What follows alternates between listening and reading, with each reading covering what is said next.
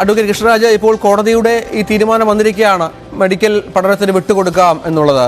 ഇനിയും നിയമവഴിക്ക് നീങ്ങുമോ അതോ കോടതി തീരുമാനം അംഗീകരിക്കുമോ? സംശയമില്ലാത്ത കാര്യമല്ലേ, സുപ്രീം കോടതി ഈ ആഴ്ച തന്നെ പോകുന്നുണ്ട്.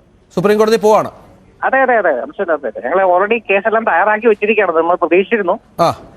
അപ്പൊ അത് കാരണം നമ്മൾ ഓൾറെഡി അപ്പീലെല്ലാം പ്രിപ്പയർഡ് ആണ്. ഈ ആഴ്ച തന്നെ സുപ്രീം കോടതിയിലേക്ക് പോകുന്നു.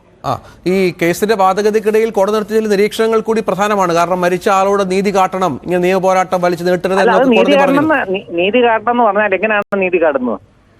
അതായത് ഇപ്പൊ നിങ്ങള് ഇപ്പൊ ആരാ എന്നോട് സംസാരിക്കുന്നത്? രഞ്ജിത്ത് രാമേന്ദ്രനാണ്.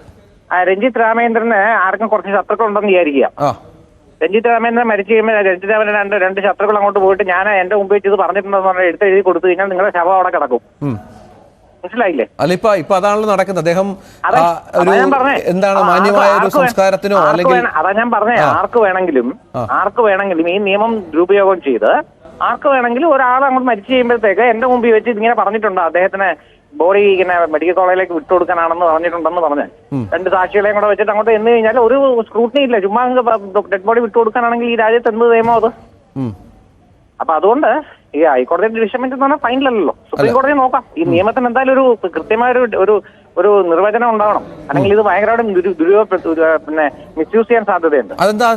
നേരത്തെയും സമാനമായ കേസുകൾ ഇതുവരെ അനാറ്റമി ആക്ടിനകത്ത് ഇതുവരെ ഒരു ഇഷ്യൂ ഉണ്ടായിട്ടില്ല. ഇതുവരെ ആദ്യമായിട്ടാണ് ഇങ്ങനെ ഒരു പ്രശ്നം ഉണ്ടാകുന്നത്. അതൊരു നിയമപരമായ ഒരു നിയമത്തിന്റെ വ്യാഖ്യാനത്തിന്റെ പ്രശ്നമാണ്. അപ്പൊ അത് നമുക്ക് നോക്കാം, സുപ്രീം കോടതി തീരുമാനിക്കട്ടെ എന്താണെന്നുള്ളത്. ഇത്തരം വിഷയങ്ങളെ എന്തായാലും ഈ ആഴ്ച മൂവ് ചെയ്യുന്നുണ്ട്. അതിനു മുമ്പ് എന്തായാലും എം ലോറൻസിന്റെ ശവം എടുത്താലും തിന്നത്തൊന്നുമില്ലല്ലോ, അവിടെ തന്നെ കാണുമല്ലോ. ഇത്തരം സങ്കീർണമായ വിഷയങ്ങളെ കോടതി വ്യാഖ്യാനിക്കുന്നതിന്റെ പ്രശ്നമാണെന്നാണോ താങ്കൾ പറയുന്നത്? അങ്ങനെയാണല്ലോ, അതിനാണല്ലോ ഈ പറഞ്ഞ ഹൈക്കോടതിയുടെ single bench, division bench, supreme കോടതി എന്നൊക്കെ ഉള്ള പല കോടതികൾ വെച്ചേക്കുന്നത് അതിനാണല്ലോ. എല്ലാവരുടെയും വ്യാഖ്യാനം ശരിയാവണമെന്നില്ലല്ലോ. വ്യാഖ്യാനത്തിന് തെറ്റുണ്ടെന്ന് തോന്നുമ്പോഴാണല്ലോ അഗ്രീഡ് ആയിട്ടുള്ള ആൾ അടുത്ത കോടതിയിലേക്ക് പോകുന്നത്. അപ്പൊ വ്യാഖ്യാനമാണ് പ്രശ്നം, സംശയമില്ലാത്ത കാര്യമാണ്. എന്താണ് വ്യാഖ്യാനിച്ചെന്നുള്ള അറിയില്ല, ജഡ്ജ്മെന്റ് കണ്ടിട്ടില്ല, അദ്ദേഹം ഒപ്പിട്ടില്ല, ഇതുവരെ ജഡ്ജിമാരെ ഒപ്പിട്ടിട്ടില്ല, ഡിസ്മിസ്ഡ് എന്ന് പറഞ്ഞിട്ടേ ഉള്ളൂ. ജഡ്ജ്മെന്റ് കണ്ടതിന് ശേഷം ബാക്കി പ്രതികരിക്കാം.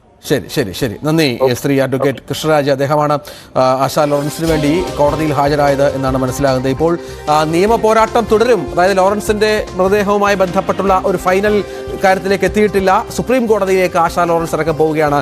ഇതാണ് നമുക്ക് മനസ്സിലാക്കുന്നത് നവമി. അത് വളരെ പ്രധാനപ്പെട്ട കാര്യമാണ്. കാരണം വീണ്ടും നിയമത്തിന്റെ വഴിക്കാണ് കാര്യങ്ങൾ.